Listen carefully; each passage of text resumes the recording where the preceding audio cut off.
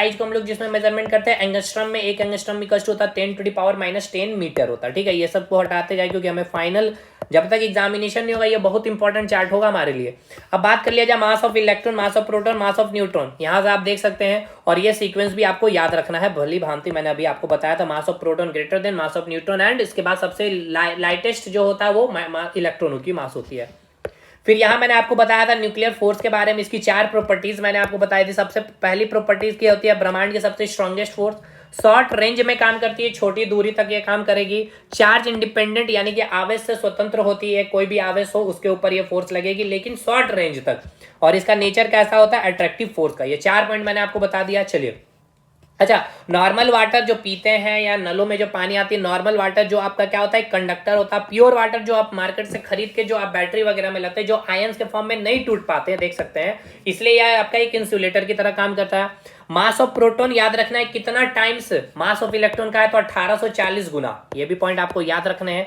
इसके बाद charge on electron, charge on proton मैंने आपको बता रखे हैं 1.6 × 10⁻⁻19 कूलम, दोनों के ऊपर चार्ज इक्वल होता है, केवल नेचर अपोजिट होता है। फिर चार्ज के अच्छा एक जो मैं याद आ गया मुझे, जो मैं छोड़ रहा था, मुझे बोला ना इसके समय आ जाएगा याद। चलिए हाँ, क्वांटाइजेशन ऑफ चार्ज, ठीक है, quantization of charge. Quantization of charge में मैंने ये बताया था कि जो चार्ज होता है वो किसके बराबर होता है, नंबर ऑफ इलेक्ट्रॉन्स के बराबर होता है। जैसे कि मान के चलिए कि एक बैग है, इसमें 4 इलेक्ट्रॉन है, ठीक है, तो इस पे कितना चार्ज है ये कैसे पता करेंगे, तो एक इलेक्ट्रॉन के ऊपर चार्ज कितना होता है, 1.6 × 10⁻⁻19 कूलम, ठीक है। ये एक इलेक्ट्रॉन पे चार्ज है, तो भाई 4 इलेक्ट्रॉन पे कितना हो जाएगा, 4 × 1.6 × 10⁻⁻19, इतना क्या हो जाएगा भाई, चार्ज हो जाएगा इस बैग के ऊपर, ठीक है। तो ये चार्ज कितना है, एक इलेक्ट्रॉन पे क्या करना है, हमें n से मल्टीप्लाई कर देना, ठीक है, यानी नंबर ऑफ इलेक्ट्रॉन कितना है, और ये n की वैल्यू हमेशा 1 2 इंटीजर वैल्यू होता है, ये याद रखना है। चलिए ये हो गया आपका काम। अच्छा, और एक ये जो डाटा आपको याद भी रखना है कि एक इलेक्ट्रॉन पे कितना चार्ज होता है, माफ करिएगा, एक कूलाम पर, ठीक है ना, एक कूलाम पर कितना इलेक्ट्रॉन होता है, एक कूलाम पर नंबर ऑफ इलेक्ट्रॉन की वैल्यू क्या होती है, याद रखना है 6.25 10⁻18 इलेक्ट्रॉन, ठीक है, 10⁻18 इलेक्ट्रॉन। चलिए यहाँ से अभी मैं आपको रिवीजन में भी आपको करवाऊंगा, अभी देख लेंगे। चार्ज के बारे में बात कर लिया जाए तो ये रहा, बिल्कुल देखिए, चार्ज का फॉर्मूला एक हो गया, Q = any quantization of charge, scalar quantity होता है, कूलाम होता है, स्टेट कूलाम ऑफ फ्रैंकलिन। देखिए यही सब यूनिट एंड मेजरमेंट में आपको काम भी आएगा, अलग से मैंने सब चीज यहाँ पे रखा है भाई लिख के। और फिर Q = IT, ये भी मैंने आपको अभी बताया, और ये आप इक्वेशन यूज करके फॉर्मूला न्यूमेरिकल्स हमने बनाया था। एक कूलाम पे कितने इलेक्ट्रॉन्स होते हैं, 6.25 10⁻18 इलेक्ट्रॉन होते हैं। अब आइए बात कर ले जो विद्युत विभव क्या होता है, V = वर्क डन अपन कितना कार्य किया पॉजिटिव यूनिट चार्ज को लाने में, 1 वोल्ट = 1 जूल पर कूलम। यूनिट चार्ज को हम कहां से ला रहे थे, इन्फिनिटी से ला रहे, ठीक है, ये पॉइंट हट गया। चलिए इसको हम लोग हटा लेते हैं। अब बात कर लेते हैं 14 पॉइंट में पोटेंशियल डिफरेंस के बारे में, यानी कि वोल्टेज जिसको कहते हैं, डेल भी आएगा, वर्क डन कितना किया आपने पॉजिटिव यूनिट को चार्ज को, ये भी सेम चीज है। चलिए ठीक है, ये हम लोग इलेक्ट्रिक फील्ड के अंदर काम करते हैं। अच्छा, दो चार्ज है उसके बीच में लगने वाला जो फोर्स होता है, ये मैंने आपको बताया था कि दोनों चार्ज के गुणनफल और उसके बीच की दूरी के स्क्वायर का इनवर्सली प्रोपोर्शनल होता है। चलिए यहाँ से मैंने ये भी आपको इक्वेशन बता दिया, 1 एम्पीयर = 1 कूलम पर सेकंड होता है। इलेक्ट्रॉन की प्रवृत्ति नेगेटिव चार्ज को होती है, जो डायरेक्शन, अच्छा सॉरी, इलेक्ट्रॉन और नेगेटिव चार्ज का डायरेक्शन, ठीक है, डायरेक्शन यहाँ पे होगा लोअर पोटेंशियल से हायर पोटेंशियल की ओर, ठीक है। पॉजिटिव चार्ज यानी करंट का डायरेक्शन क्या होगा, हायर पोटेंशियल से आपका लोअर पोटेंशियल की ओर। विद्युत परिपथ के लिए मिनिमम कितनी चीज चाहिए, 4 चीज चाहिए, क्या क्या, जैसे कि आपका एक हो गया आपका इलेक्ट्रिक कंपोनेंट, ठीक है, कनेक्टिंग वायर हो गया, स्विच हो गया, और ये आपका बैटरी हो गया। और ये मैंने आपको साइन भी बता दिया, स्विच ऑन का, स्विच ऑफ का, ये सब एग्जाम में आपका पूछा भी गया है। इसके बाद रेजिस्टेंस की अगर बात कर ले तो SI यूनिट ओम होती है, ρL/A directly proportional to length और एरिया के इनवर्सली प्रोपोर्शनल होती है। रजिस्टिविटी की बात कर ली जाए तो यूनिट ओम मीटर होती है। अब इसके बाद यहाँ पे याद रखना है कि जब लंबी तार हो, ठीक है ना, लंबी तार और पतली तार है, तो भाई रेजिस्टेंस अधिक है, रेजिस्टेंस अधिक है तो इलेक्ट्रॉन बहुत अधिक टकराएगा, टकराने से हीट उत्पन्न होगा, हीट उत्पन्न होने से भाई, यही आपको मैंने रीजन दिया था, जो आप घर में जो क्या बोलते हैं हीटर जो यूज करते हैं, उसकी तार बहुत पतली और क्या होती है, लंबी होती है, इस प्रकार से सर्पिला कार में होती है, ताकि रेजिस्टेंस अधिक हो, ताकि हीट उत्पन्न होगा, खाना जल्दी बनेगा, ठीक है। और जो छोटी होती है जिसकी लंबाई और मोटी होगी, उसकी रेजिस्टेंस क्या होगी, कम होगी। अब इसका मैंने आपको बताया था एसी फ्रीज में क्या होता है, तार मोटी आपको दिखाई पड़ेगी और एकदम स्विच के बगल में ही आपको एसी लगाया जाता है, और एसी के बगल में आपका स्विच बोर्ड दिया जाता है। रीजन ये कि यहाँ पे क्या अगर ज्यादा लंबा हो जाएगा वायर तो फिर क्या अगर रेजिस्टेंस अधिक हो जाएगा, है ना, जैसा आप देख सकते हैं लंबा वायर में, तो रेजिस्टेंस अधिक है तो तार को जलने की चांसेस है, जिससे आपका इक्विपमेंट खराब हो सकता है। तो ये सब मैंने क्लास में एग्जांपल देके बहुत अच्छे से समझाया है। इसके बाद अब हमने बताया था कि रेजिस्टेंस और रेजिस्टिविटी के बीच में कंपैरिजन, ये लेंथ, एरिया, पदार्थ, टेम्परेचर के ऊपर डिपेंड करता है, ये केवल पदार्थ और टेम्परेचर के ऊपर डिपेंड करता है। ठीक है, ये हो गया पॉइंट क्लियर। चलिए, अच्छा ये आपका पॉइंट आपको याद रखना है कि सबसे अधिक रेजिस्टेंस किसका होता है? टंगस्टन का होता है, उसके बाद आयरन का, उसके बाद एल्यूमिनियम, उसके बाद कॉपर, उसके बाद सिल्वर। सबसे अधिक आपका मतलब कि जो करंट अच्छा फ्लो करेगा सिल्वर, लेकिन अधिक कॉस्ट होने के कारण हम लोग घर में यूज करते हैं कॉस्ट के कारण कॉपर का। सबसे अधिक प्रतिरोध किसका है? करंट सबसे कम टंगस्टन से फ्लो करेगा। अच्छा, कंडक्टर, सेमीकंडक्टर, इंसुलेटर की बात की जाए तो इसमें किसकी रेजिस्टेंस वैल्यू अधिक होगी? तो कंडक्टर का R1 है, मान के चलिए रेजिस्टेंस, तो इसमें करंट अच्छा फ्लो कर रहा है तो करंट के लिए रुकावट कम है, यानी कि रेजिस्टेंस इसका कम है। सेमीकंडक्टर थोड़ा सा इसमें कम फ्लो कर रहा है, मतलब करंट, तो इसका रेजिस्टेंस थोड़ा सा अधिक हो गया। इंसुलेशन में तो करंट फ्लो करता ही नहीं है, तो यानी कि करंट इसमें 0 हो गया। ठीक है, यानी इसका रेजिस्टेंस सबसे अधिक हो गया। तो R1 यानी कि ये आपका सीक्वेंस भी याद रखना है, इससे भी आपको क्वेश्चन ऐसे बन सकते हैं। ठीक है, तो यहाँ से आपका पूरा जितना मैंने आपको करवाया था सारे रिवीजन क्वेश्चन भी मैंने करवा दिए यहाँ पे। ठीक है, रजिस्टिविटी का डाटा यहाँ मैंने शायद नहीं लिखा है, मतलब पिछले क्लास में मैंने आपको करवाया था। खैर वो सब चीज़ें जो है अब हम लोग प्रैक्टिस कर लेते हैं, जो क्वेश्चन हम लोगों को प्रैक्टिस करवाना था आपको।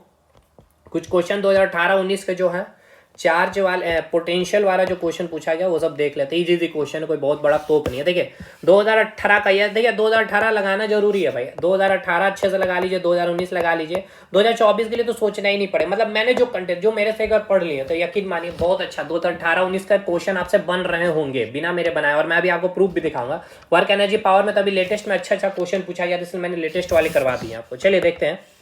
बोला यदि एक तार, अच्छा इंग्लिश के लिए आपके पास किताब होगा ना, इसके लिए मुझे इंग्लिश में टाइप करना है या फिर से उसको लाने की उतनी आप देख लेंगे। एलपी टेक्नीशियन 2018 का ये क्वेश्चन है, आपके पास होंगे, उसको उठा के प्रैक्टिस कर लीजिए। मैं यहाँ कंसेप्ट समझा दूंगा हिंदी इंग्लिश दोनों में।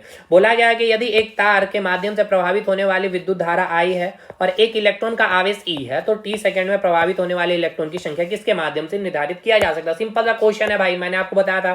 कोई एक तार है, मान के चलिए ये आपका एक तार है, ठीक है, और बोला गया इस तार के माध्यम से प्रभावित होने वाली जो विद्युत धारा I है, इससे प्रभावित होने वाली करंट क्या है? आपकी E है।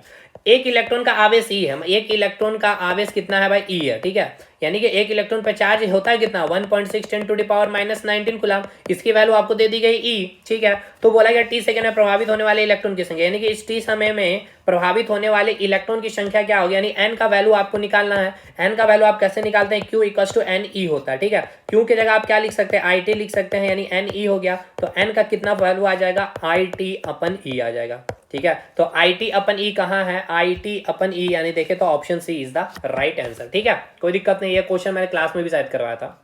चलिए आगे बढ़े। विद्युत परिपथ में से 10 मिनट में प्रभावित होने वाले, देखिए 10 मिनट में आपको बोला गया, यानी टाइम दे दिया गया आपको 10 मिनट। फिर बोला प्रभावित होने वाले विद्युत आवेश की मात्रा, यानी चार्ज की वैल्यू दे दी गई है 300 कूलम। बोला गया इलेक्ट्रिक बल्ब को फिलामेंट द्वारा उपयोग की गई विद्युत धारा। तो भाई अब कोई एक बल्ब है, मान के चलिए इस प्रकार से आपके पास, एकदम प्रैक्टिकली मैं आपको समझा रहा हूं, ये बल्ब है। ठीक है, इस प्रकार से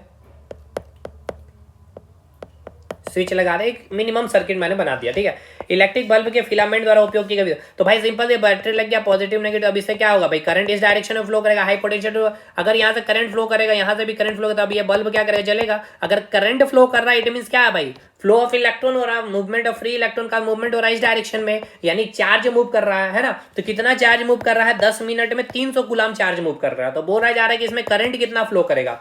अगर 10 मिनट में, ठीक है, 300 कूलम चार्ज फ्लो कर रहा, तो 1 मिनट, सबसे पहले हम लोग मिनट को क्या करते हैं भाई? सेकंड में कन्वर्ट कर लेते हैं। 1 मिनट में 60 सेकंड होता है, तो 10 मिनट में क्या हो जाएगा भाई? 60 से मल्टीप्लाई, यानी कि 600 सेकंड।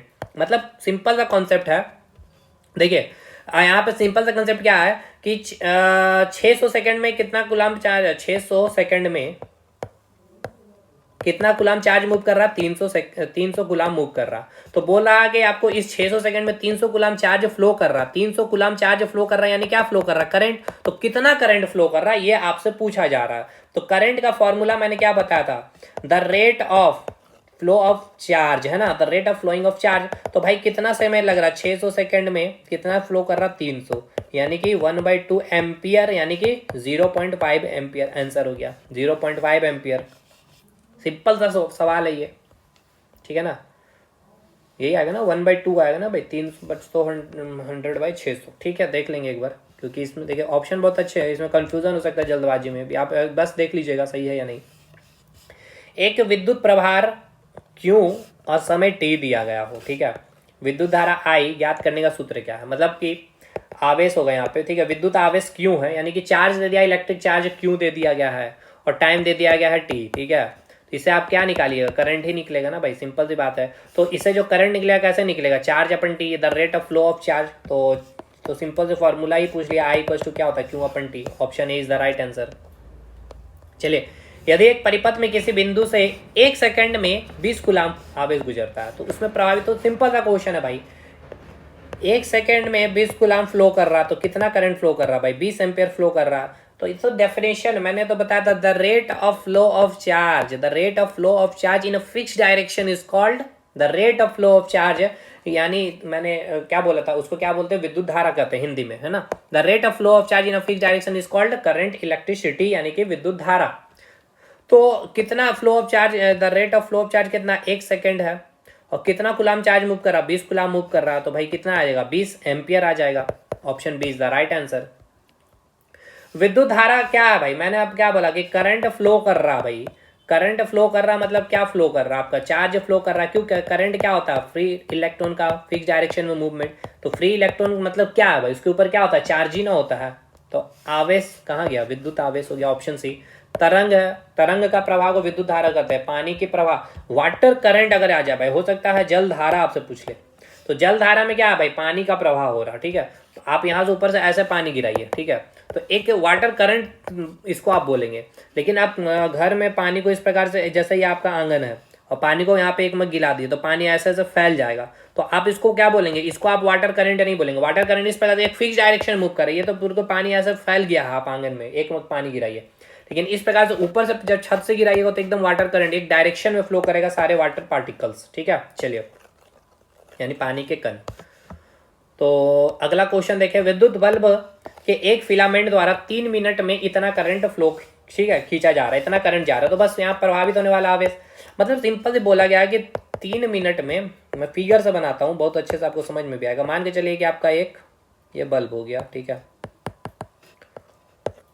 बैटरी लगी हुई है भाई, स्विच लगी होगी, इतना तो आपके पास कम से कम बनाना ही होगा, कनेक्टिंग वायर होगा। अब बोला गया यहाँ से क्या करंट फ्लो कर रहा है, इस बल्ब को जलाने के लिए कितना फ्लो कर रहा है, 0.8 एम्पियर करंट फ्लो कर रहा है, ठीक है। अब यहाँ बोला गया 3 मिनट तक, 3 मिनट तक करंट फ्लो किया। तो करंट फ्लो किया यानी क्या भाई, फ्री इलेक्ट्रॉन, फ्री इलेक्ट्रॉन मतलब क्या, चार्ज। तो 0.8 एम्पियर में, ठीक है ना, कितना चार्ज आपको बोला गया है, कितना चार्ज, कितना कुलाम चार्ज फ्लो कर रहा है, ये आप बताइएगा, कितना 3 मिनट में। तो आपको पता है क्या, आपको क्या पता है बताइएगा, आपको पता है क्या है कि rate of flow of charge is called, the rate of flow of charge in a fixed direction is called current electricity. तो आपको करंट की वैल्यू दे दी है कितनी, 0.8 एम्पियर। क्यों आपको चार्ज निकालना है, टाइम दे दिया गया कितना, 3 मिनट दे दिया गया, तो इसको 60 से मल्टीप्लाई करेंगे तो 180 आ जाएगा।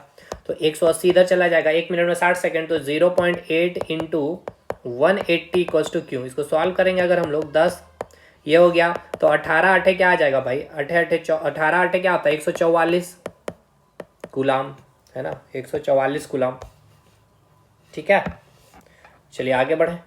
5 एम्पियर की धारा 10 मिनट के लिए एक फिलामेंट द्वारा ली जाती है सर्किट के माध्यम से, एकदम सेम क्वेश्चन, कितना, यानी कि 5 एम्पियर करंट फ्लो कर रहा है आपका, ठीक है, कितना कूलाम चार्ज फ्लो कर रहा है ये बताना, कितना समय में। तो 5 एम्पियर है, चार्ज निकालना है, टाइम आपको दे दिया 10 मिनट, या 60 से मल्टीप्लाई करेंगे सेकंड में कन्वर्ट करने के लिए। आपको पता है ना 1 मिनट में क्या होता है भाई, 60 सेकंड होता है। तो 10 मिनट यहाँ से 10 से मल्टीप्लाई किया, तो यहाँ भी 10 से मल्टीप्लाई किया, तो 10 इंटू 60, तो वही मैंने किया 10 इंटू 60, तो 5 गुना 60 इंटू 10 बराबर क्यों हो गया, तो कितना है, 6 25 3000 कूलाम। चलिए अगला सवाल देखें, 10 वोल्ट के विभवांतर वाले, देखिए यहाँ पे क्या दिया गया, ध्यान से समझना, यहाँ दिया गया विभवांतर यानी इलेक्ट्रिक पोटेंशियल दिया गया, यानी क्या दिया गया भाई, डेल्टा भी दिया गया, ठीक है। तो विभवांतर वाले 2 बिंदुओं पर, यानी 2 बिंदुओं पर, मान के चले पॉइंट ए और पॉइंट बी है, इलेक्ट्रिक फील्ड के अंदर की बात की है, तो यहाँ पे भी है, इसका पोटेंशियल होगा, इसका पोटेंशियल भी होगा, यानी डेल्टा भी इक्वल्स टू आप लिख सकते हैं भी ए डिफरेंस भी बी, या आप इसको ऐसे भी लिख सकते हैं भी बी डिफरेंस भी ए। अब जो वैल्यू ज़्यादा होगा उसको पहले लिखेंगे, क्योंकि ये पॉजिटिव होगा हमेशा ही पोटेंशियल डिफरेंस। तो बोला गया 2 बिंदुओं पर 5 कूलाम के चार्ज को स्थानांतरित करने पे, मान के चले कि 5 कूलाम चार्ज है, यानी कि पॉजिटिव 5 कूलाम चार्ज को स्थानांतरित, यहाँ से इसको यहाँ स्थानांतरित करने में कितना कार्य करना पड़ता है। तो भाई यही तो मैंने आपको डेफिनेशन भी बताया था, क्या बताया था कि आपने जो वर्क किया है पॉजिटिव यूनिट चार्ज को लाने में, उसी को हम लोग क्या कहते हैं, डेल्टा भी कहते हैं, ठीक है। और आपको डेल्टा भी का वैल्यू दे दिया गया कितना, 10 वोल्ट, चार्ज का वैल्यू दे दिया गया 5 कूलाम, तो कितना वर्क किया आप नहीं निकालेंगे बताइए। तो डेल्टा भी इक्वल्स टू आपने वर्क डन अपन क्यों लिखा है, डेल्टा भी का वैल्यू दे दिया गया 10 वोल्ट, कितना आपने वर्क, मैं तो इतना आराम से लिख करके समझा रहा हूँ आपको ताकि आपको दिक्कत ना आए। तो आपने कितना वर्क किया भाई, 50 जूल वर्क किया, ठीक है। तो 50 जूल, देखिए सब में 50 है तो 50 एम्पियर टिक मत कर दीजिएगा, 50 कूलाम टिक मत कर दीजिएगा, ठीक है ना। अब इसका यूनिट का भी खेल आप देख सकते हैं, जैसे यहाँ क्या आएगा 10 volt into 5 coulomb equals to work आया है ना। तो 10 पचे 50 वोल्ट कूलाम, ठीक है, volt coulomb equals to work. तो वोल्ट कूलाम भी अगर आपको ऑप्शन में मिले या आपको जहाँ जूल ना देगा आपको दे देगा ऐसा रहेगा वोल्ट कूलाम, तो इसको टिक करिएगा, ठीक है। अब खोजते नहीं रहना है कि जूल है ही नहीं, क्योंकि कार की एसआई यूनिट क्या होती है, जूल। तो 1 जूल इक्वल्स टू आप लिख सकते हैं वोल्ट कूलाम भी, ठीक है ना। क्यों, यहाँ पे आप देख सकते हैं वर्क का एसआई यूनिट जूल और यहाँ पे क्या आ गया वोल्ट कूलाम, है ना भाई, वोल्ट कूलाम। ये देखिए वोल्ट कूलाम है कि नहीं। ये डेल भी इंटू क्यू होगा, इधर जाएगा तो भी का क्या हो गया वोल्ट, क्यू का क्या हो गया चार्ज। तो ये सब ध्यान रखना है कि ये सब चेंजेस आपको देखने को मिल सकता है एग्जामिनेशन में, ठीक है। चलिए नेक्स्ट क्वेश्चन पे आते हैं अब हम लोग। 10 वोल्ट के विभवांतर वाले दो बिंदुओं के बीच 4 कूलाम के चार्ज को स्थानांतरित करने के काम किया जाता है। सिंपल सा क्वेश्चन है भाई, डेल्टा भी दे दिया गया है आपको, 10 वोल्ट दे दिया गया है और बोला गया है आपने कितना कार्य किया है, पॉजिटिव यूनिट चार्ज कितना है वो 4 कूलाम चार्ज को लाने में। तो 4 से मल्टीप्लाई कर देंगे 40 जूल बोल सकते हैं, और क्या बोल सकते हैं 40 वोल्ट कूलाम बोल सकते हैं, ठीक है। चलिए नेक्स्ट है 10 वोल्ट के विभवांतर वाले दो बिंदुओं को 3 कूलाम के आवेश को स्थानांतरित करने में कितना कार्य करना पड़ता है। 10 या 30, सिंपल सी बात है 30 जूल, क्या है ना। मान के डेल्टा भी इक्वल टू आपने कितना वर्क किया है पॉजिटिव यूनिट चार्ज को लाने में, कितना वोल्ट दिया गया 10 वोल्ट दिया गया है, दो बिंदुओं पर 3 कूलाम के आवेश को, 3 कितना वर्क किया 3 कूलाम आवेश को लाने में, तो 10 दिया 30 हो गया 30 जूल। नेक्स्ट क्वेश्चन है 11 वोल्ट के विभवांतर वाले दो बिंदुओं के बीच 4 कूलाम है, तो डेल्टा भी इक्वल टू कितना काम किया है पॉजिटिव, तो डेल्टा बी का वैल्यू 11, कितना कार्य किया है पॉजिटिव चार्ज कितने कूलाम कितना 4, तो 11 चौके 44 जूल आंसर। विभवांतर कितना दिया 40 वोल्ट 0.5 कूलाम के आवेश को प्रेषित करने के लिए प्रभावित करने कितना कार्य करना भाई, तो डेल्टा भी इक्वल टू वर्क डन अपन क्यों।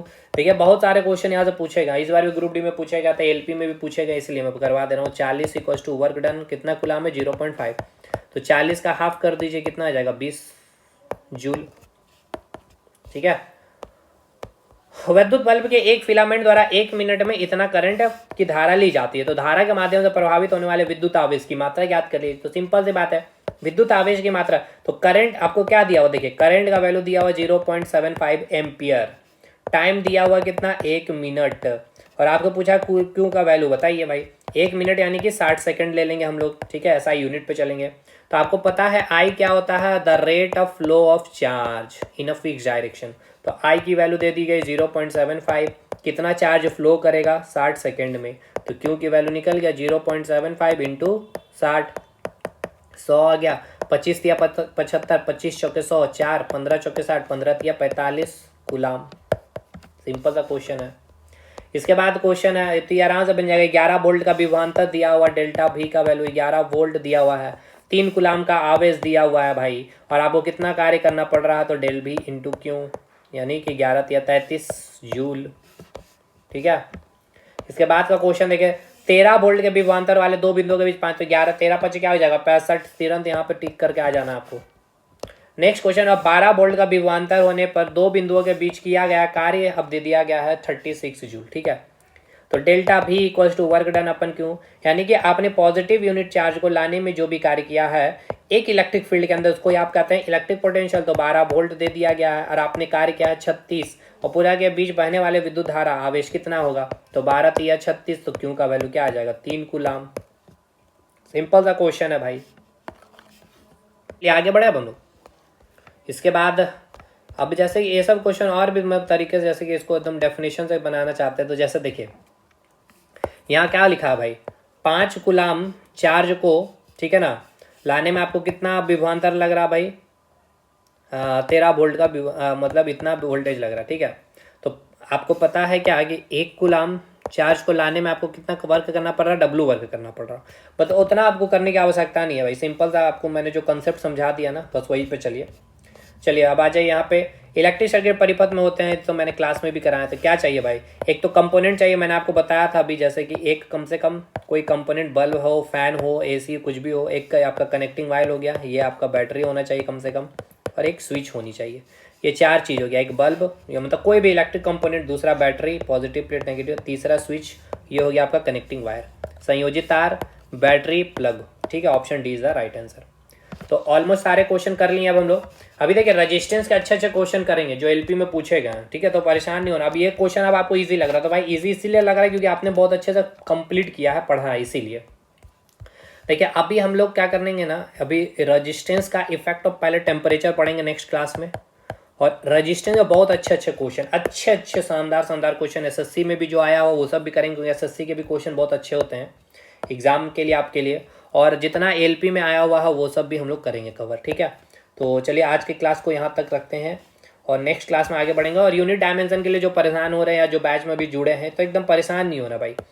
सारे जो अगर लगता है कि न्यू पैटर्न पे कुछ क्वेश्चन पूछा तो मैं उसके कंसेप्ट आपको एकदम दे दूंगा। और ऐसा नहीं कि देखिए एरर का जो क्वेश्चन पूछा आपको लग रहा है ऐसा नया नहीं है, 2018 में जब मैंने खुद पेपर क्वालिफाइड किया था उसी समय का वो आपका है पूछा हुआ, तो उस समय भी मैंने आपको करा था यूट्यूब पे फोकस स्टडी भी। तभी आप अगर मेरा यूट्यूब चैनल देखेंगे या फिर उस समय का मैं नोट्स अपलोड कर, उस समय वाला नोट्स मैं अपलोड कर दूंगा, ठीक है, 2018 और 19 का, क्योंकि उसी टाइम मैंने पेपर क्लियर किया था। उस नोट्स में आप देखेंगे एरर का आपको मैंने क्वेश्चन कराया है कि नहीं कराया, ठीक है, तो वो भी मैं आपको डाल दूंगा, उसके लिए आपको परेशान नहीं होना। तो चलिए ये आपका पूरा रिवीजन मैंने करा दिया, ताकि रिवीजन का आपको टेंशन नहीं रहेगा कि रिवीजन मुझे करने की है भाई, कल करेंगे परसों करेंगे। मैंने आपका रिवीजन करा दिए, सारे फार्मूलाज भी मैंने आपको देखिए पूरा यहाँ से कंप्लीट मैंने फार्मूला आपको लेकर के सारे एक एक फार्मूला 16, 17, 18, 19, 20, 21, 22 कुल 24 फार्मूला जो थे, पॉइंट्स थे, वो सारे पॉइंट्स एक जगह थे, मैंने एक जगह रखे भी है। ये सब सारे पॉइंट्स एग्जामिनेशन के लिए इंपॉर्टेंट है, और ये सारे पॉइंट को मैंने समझाते हुए रिवीजन भी करा दिया। अब आपका काम है इन सारी चीज़ों को एक जगह रखिए, बाकी नोट्स में मैं आपको दे ही रहा हूँ ये सारी चीज़ें, ठीक है। तो जो जुड़ना चाहते हैं आप हमारे एप्लीकेशन से जुड़ सकते हैं, हमारा एप्लीकेशन लिंक है फोकस स्टडी विद, तभी आपको मिल जाएगा प्ले स्टोर में भी। कोई डाउट है तो इस नंबर पर कॉन्टैक्ट कर सकते हैं, ठीक है। मिलते हैं हम लोग नेक्स्ट क्लास में, तब तक के लिए धन्यवाद।